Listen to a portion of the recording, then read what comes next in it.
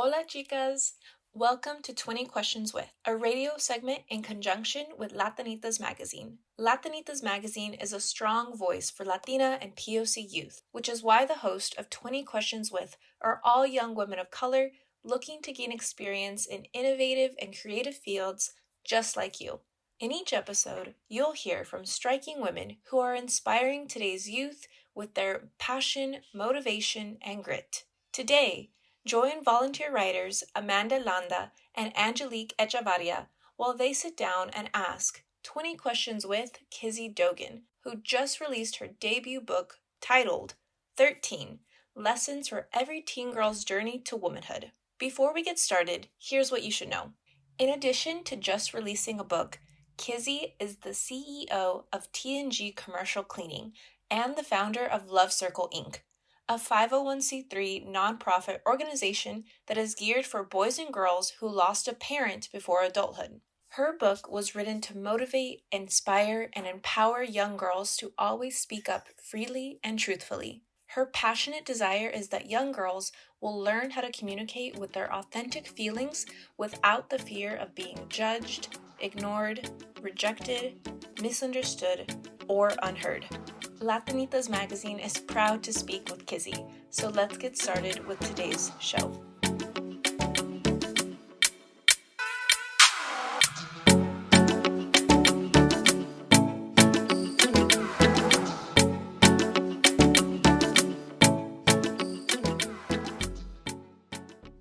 Hi listeners, my name is Amanda Landa. I am a second-year sophomore at the University of Texas, Go Longhorns, and I am a volunteer writer at Latinitas. This is my second time that I am at 20 Questions, and I'm so honored to be interviewing Kizzy Dogan. Before we go on with the interview, let me introduce one of my co-hosts. She is also a volunteer writer. Take it away, Angelique. Hello everyone, my name is Angelique Hechavarria. I'm a multimedia journalist at Latinitas, and this is my first time recording a 20 Questions With interview, and I'm so happy to have our special guest, Kizzy Dogan.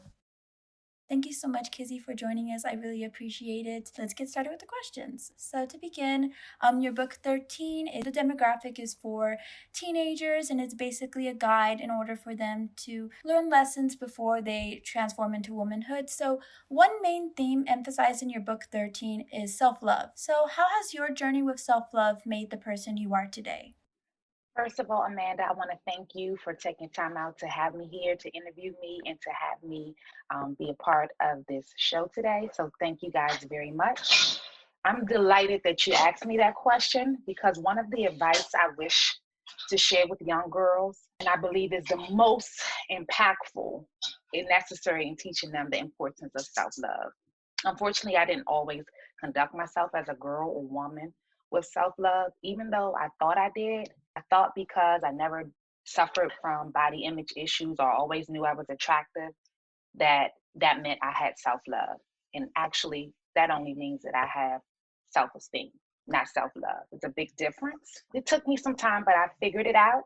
And so over time, with growth and maturity, I realized self love is a learned behavior. We have to choose to have self love, and it takes practice. Every day comes with its own challenges, and every day is different.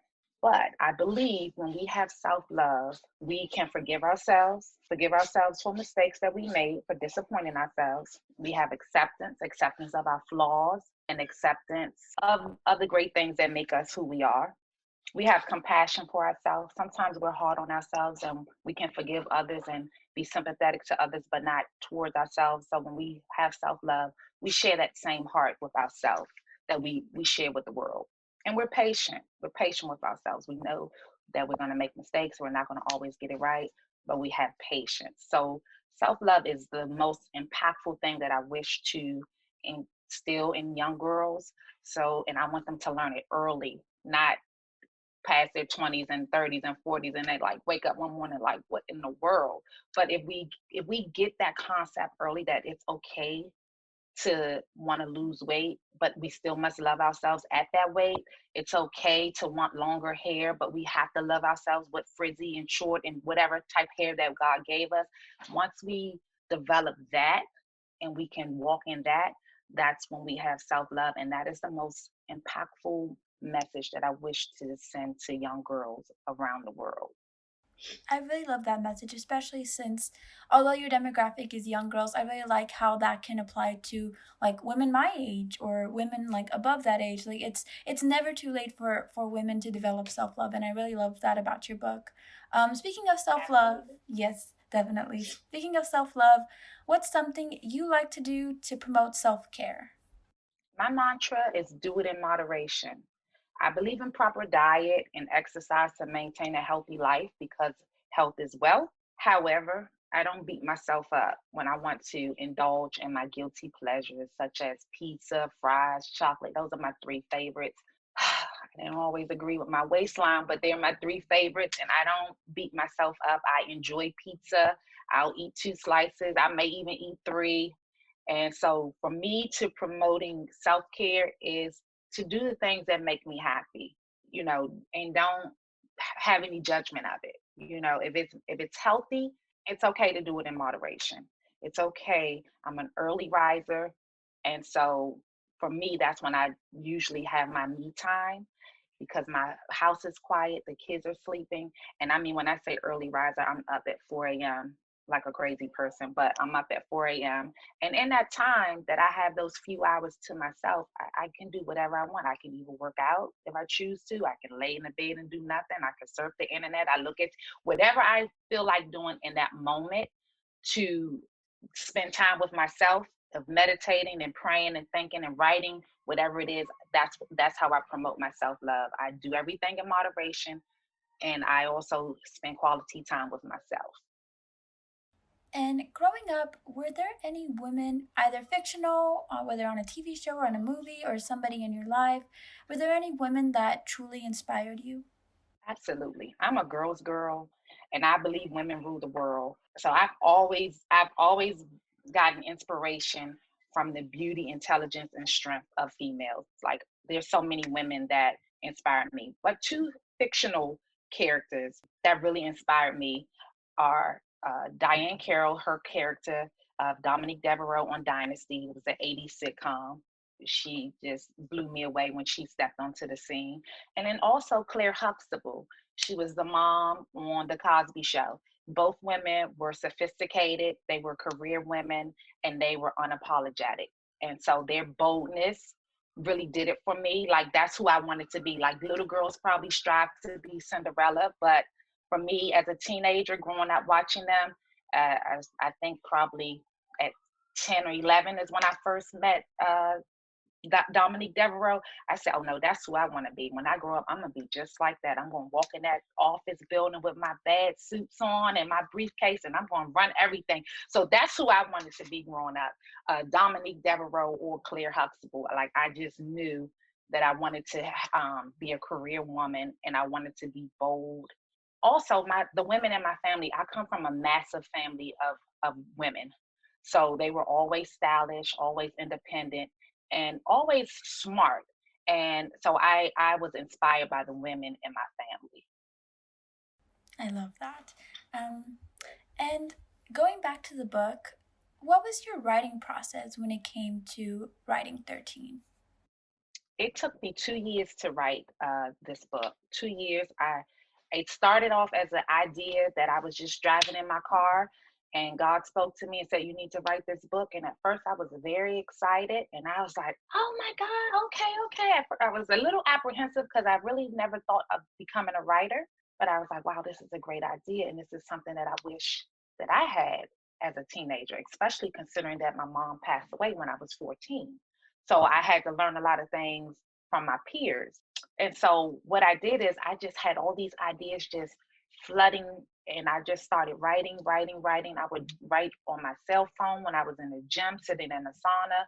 I would take notes when I'm driving. A thought would come in my head, and I would pull out the recorder on my phone and record a note to put in my notes. So when I get back to my office, I could write. Or I also use my laptop. I didn't write like on a notepad or anything. I just use my phone, my laptop, or my office computer, my desktop.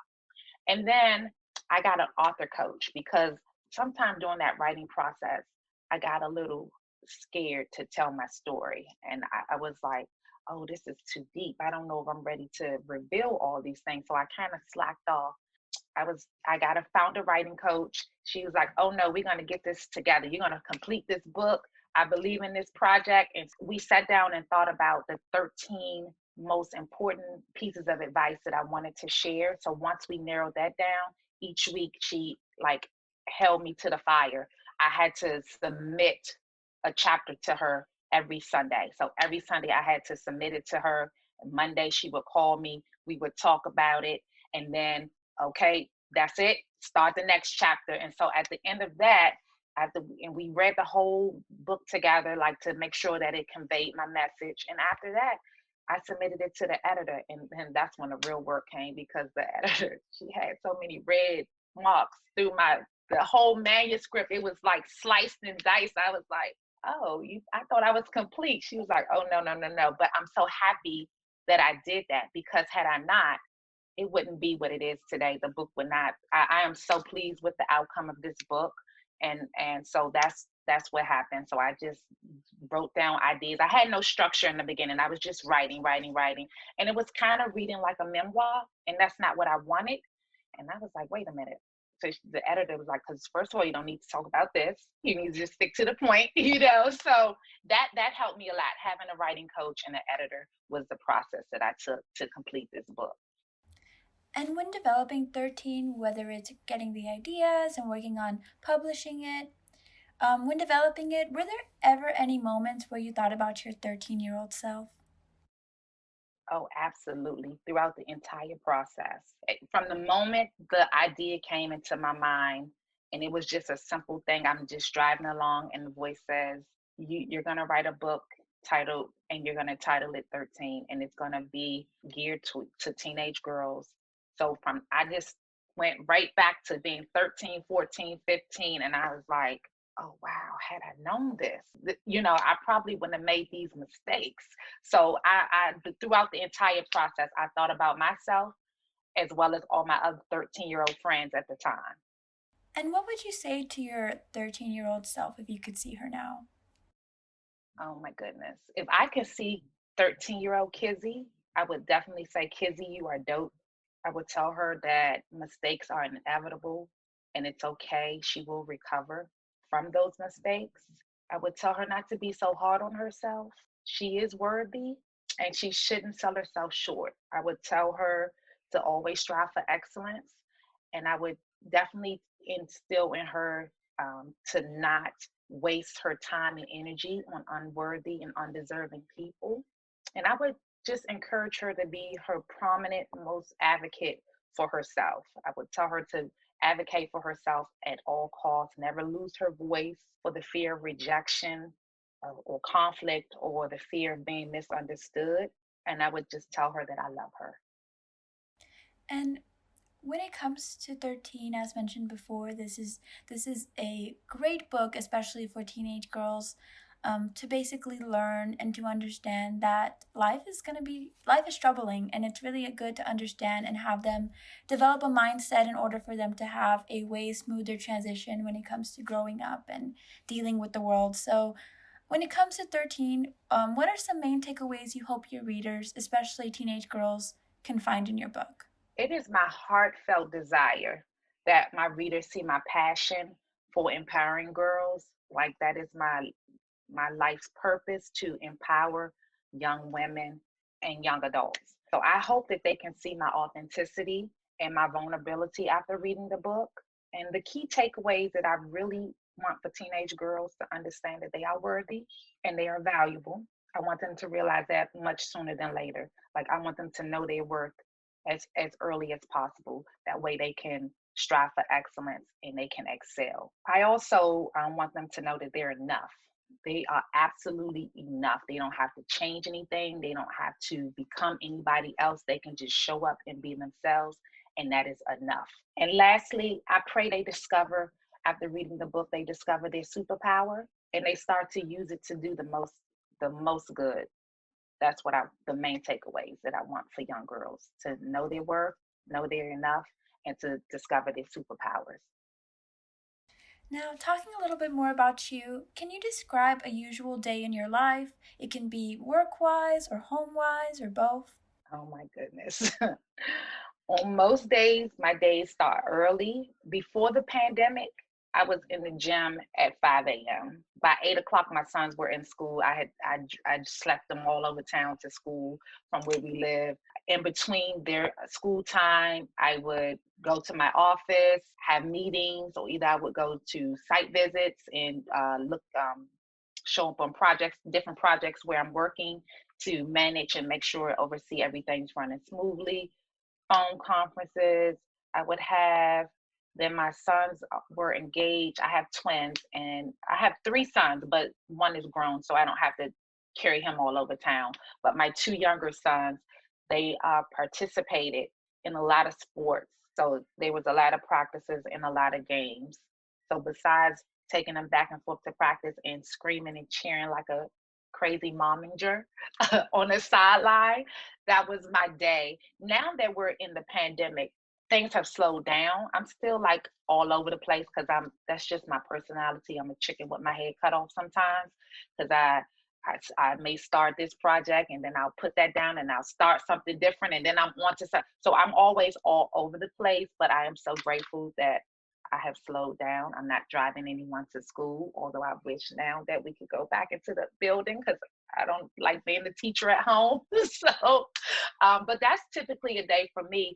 It involves me caring for and taking care of others, and occasionally spending a few moments of quiet time for myself.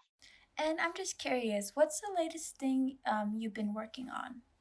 Well, currently, right now, I am writing an article for this organization that I'm very fond of. It's called Team Strong, and they have a monthly newsletter that they put out to their members. And as a contributor of this organization, I'm writing this article. This will be my first time writing this article for them. So I'm a bit nervous about it because I still struggle with considering myself a writer. So just trying to stay focused on writing this article. It's my deadline is actually coming up on Tuesday. I have to submit so it can go in to the final December episode that's coming out. Well, not episode, I'm sorry, newsletter that's coming out. And then I'm also working to create some sort of workbook um, to go along with 13.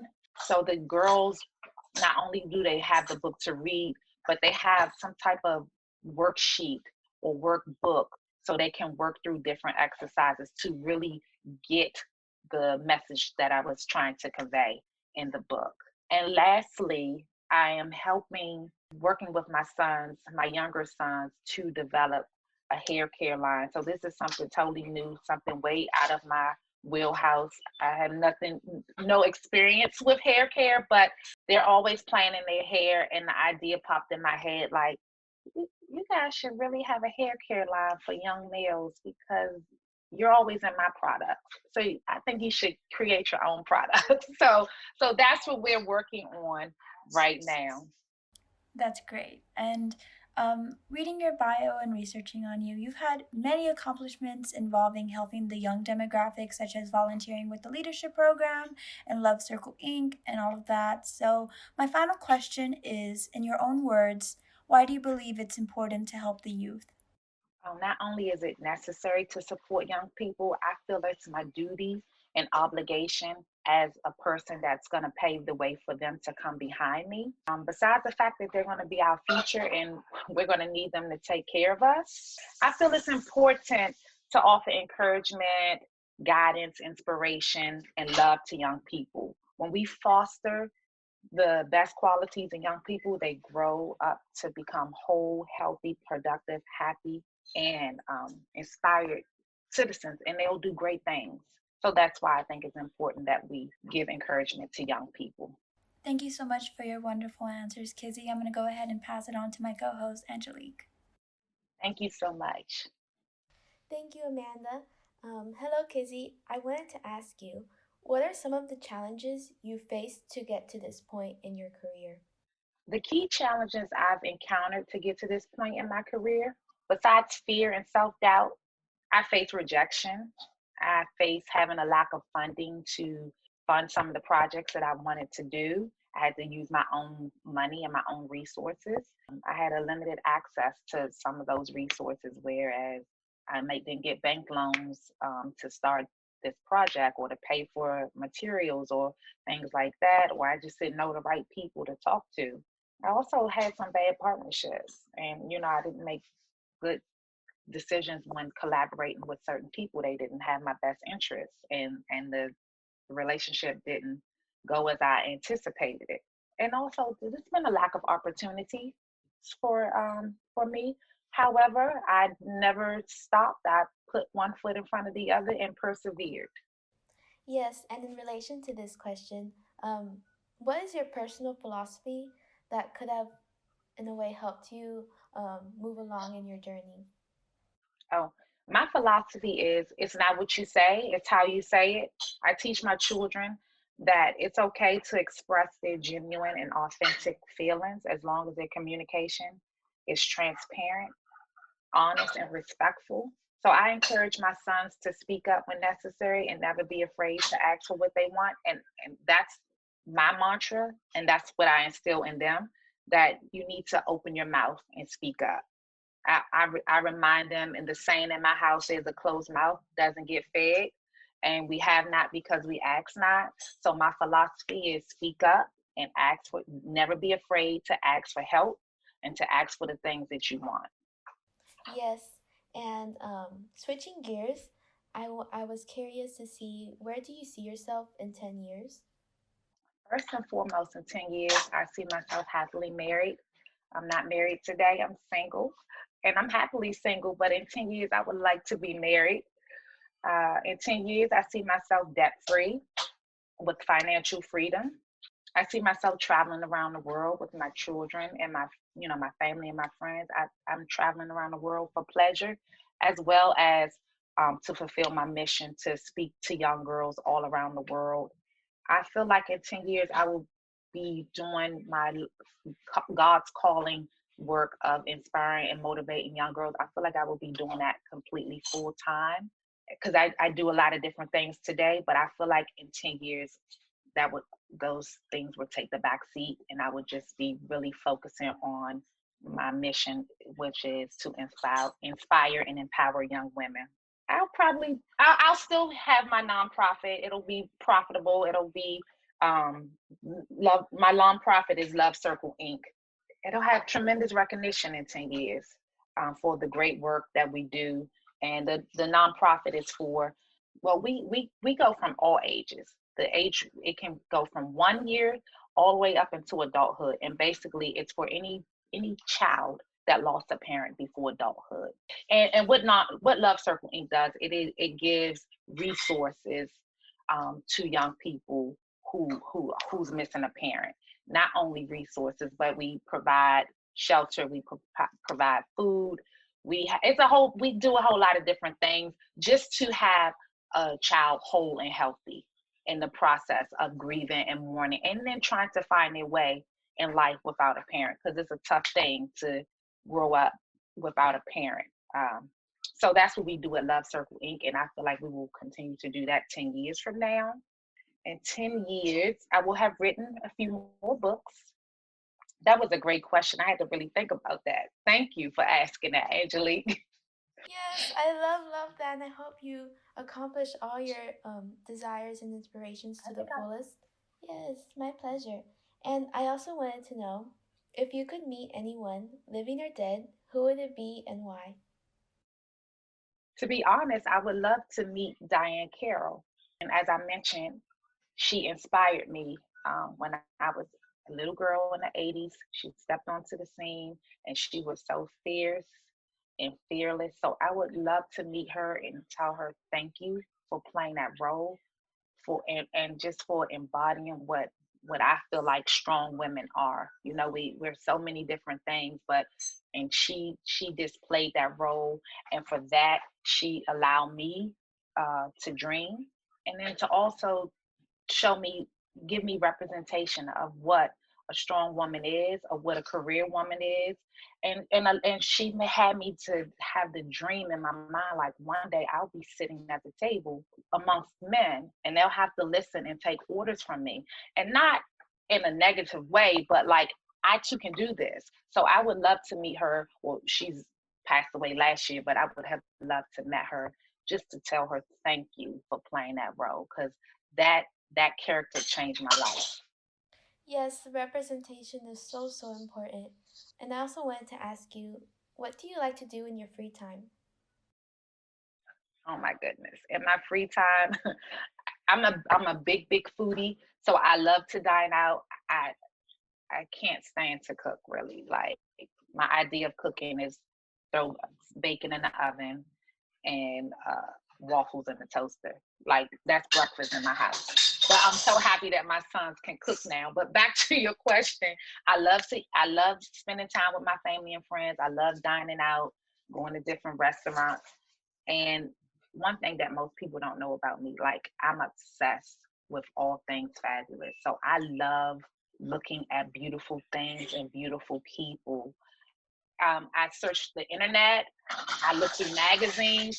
My mom introduced me to a magazine when I was a young girl, and it was, I can't think of the name of the magazine right now, but I used to look through those magazines because Architectural Digest was the magazine, and it had big, beautiful houses. And then I used to date this guy when I was in college, and he used to read the Robb Report. And so I would just look at Rolexes. So I just love looking at fabulous things. I mean, it doesn't even have to be material things. It can be pictures of other countries and things of that nature, architecture. Like I just love looking at stuff like that. So that's what I do in my spare time. I like to spend time with my family and friends, and I get a big kick out of looking at all things fabulous. And that's my guilty pleasure. Oh, and one more thing. I love like TJ Maxx and Marshalls.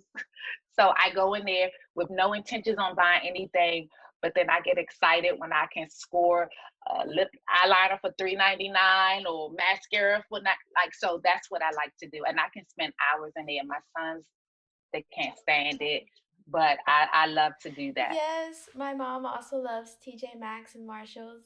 My Yeah. brother hates spending time in there with her because she can take the whole day just looking around and touching things. And Yes. and yeah, we also love like watching movies just to look at the clothing, like all the glamorous clothing or like Mm-hmm. in the palace and the Yes. architecture. It's so beautiful. Oh, I also wanted to ask you, what would you recommend to someone who would like to start practicing self-care? Oh my, I would recommend actually for them to start practicing immediately. Just do it without hesitation and without guilt. I would encourage them that self care is the best care. And if they're not taking care of themselves, they cannot take care of the people that they love and that they want to take care of. I would encourage them to just carve out 5 to 10 minutes. Let's just start with 5 to 10 minutes. If they don't have an hour or if they can't take a day, just carve out 5 to 10 minutes a day and just practice breathing, meditating, praying, right? Whatever it is that they can fit in that 5 to 10 minutes, but to be solely present and to focus just strictly on themselves. And once they start to do that, and they can, the 5 minutes will turn to 10, 10 will turn to 20. They may even get up to an hour. And if they're like me, they get to take a day, because my sons know this is my day. I'm going to the spa. I'm getting my hair done. I'm getting my nails done. Whatever it is in that day, like hopefully they'll get a day. But I believe that self-care is important. And so I would encourage everyone to really understand that they deserve it and they have to put themselves first and not last. I mean, as women, we're nurturers, we providers, and we care for everybody. So we put ourselves last. But if we're not happy, nobody else is either. And it comes out, it shows in everything we do. Our responses, our tone, our actions, our body language, our energy, everything, it's all jacked up because we're not taking care of ourselves. So I would encourage them to just do it and not feel guilty about it. They deserve it. So, so true. And switching gears now, I wanted to ask you, if you can travel anywhere, where would it be? Oh wow. As a person, I love to travel, so it's my prayer that I get to visit every continent. But right now, I do have a bucket list. So, and these are the 5 places that I want to visit over the within the next 5 years. So, Nevis is number one, Greece, Tahiti, Turkey, Singapore, and Seychelles. The Seychelles is in Africa, and Singapore. I fell in love with Singapore just from watching Crazy Rich Asians. And they made Singapore look just like this grand, amazing place. So that's high up on my list of places that I want to visit next. Has there been any places that you visited before that have left a lasting impression on you? Oh my goodness. So I haven't been able to travel at all in 2020, of course, we know because of the pandemic. And but 2019, at the beginning of 2019, I traveled to Africa and I went to Kenya. You know, I've heard how beautiful it was, but then growing up, I didn't hear that it was a beautiful place. But as I've become an adult and heard people that traveled to Africa, they said how beautiful it was. But when I got there, it was just magnificent and breathtaking. And the energy, I was like, wow, is this like, am I home? Did I don't know if I come, my ancestors came from here, but that has left a lasting impression on me. The people were nice. I absolutely love Africa, and I would like to visit there again and again and again because it's a huge country and it has so many beautiful elements. So that's the last place that I traveled, and it's left a lasting impression on me.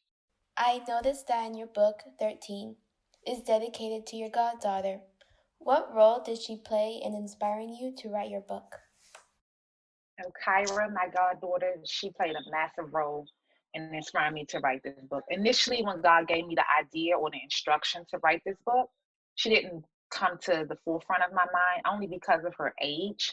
But as I began to write this book and we share this commonality, her mom, which was one of my best friends, passed away before she, as she's a young girl. So I started to think about her like, oh wow, like I need to write this book not only for other girls, but mainly for her because I want her to have this guidebook. I want it to be at her fingertips because she may not want to call me or she may be ashamed or afraid to ask for help or whatever. But if she has this book, she can refer back to this book and she can strive. And I'm sorry, she can thrive as well as survive her teenage years. And so that's really, she was one of the main focuses of why I wrote this book because I wanted to make sure because I also in honor of her mom, like we grew up together, her mom and I, and so I would feel like if I didn't do this for her daughter, I wouldn't be doing my role as a friend, So I absolutely thought about her the entire process, and I had a book signing, and she was there, and I was like, oh, you really are a teenager now, like. I'm still thinking of you as an 8-year-old, my 8-year-old baby. You're a big girl. Like, wow, I'm glad I wrote this book. And here, you make sure you read it and read it every day because I want you to get it, So I was like, I'm gonna make sure you get this. So I'm calling her. Did you read your book? Are you reading your book? So she's like, yes, but I'm sure she's probably just skimming it, which most kids do. But hopefully, at least she knows she has it and she can refer to it at any time. Yes, and what is one thing you have learned from being a mom? I've learned many, many lessons from being a parent, but the one main lesson that I've learned is that someone is always watching and listening. So my sons are my unsolicited accountability coaches and they're my moral compass because when I think I'm doing something in private, they can hear between the walls. And it's just like, oh mom, you said such a I wasn't talking to you. How do you know that? Like what? I thought I was in private. So that's what I've learned that as a parent, someone is always watching and listening. So I have to show up and I have to be accountable for my actions. Yes, thank you so much, Kizzy. That seems to wrap up our interview. Thank you so much for being our special guest today. It was an absolute pleasure to speak with you and get to know you more. Oh, it's okay, Angelique. I just wanted to say thank you so much. Thank you for taking the time out. Thank you for having me as a guest. I really appreciate it. It's an honor and privilege. I feel so important and so special today for being one of the guests. And I'm just so pleased and delighted. So thank you. Thank you so much. Thank you to all three of you ladies. I really appreciate it.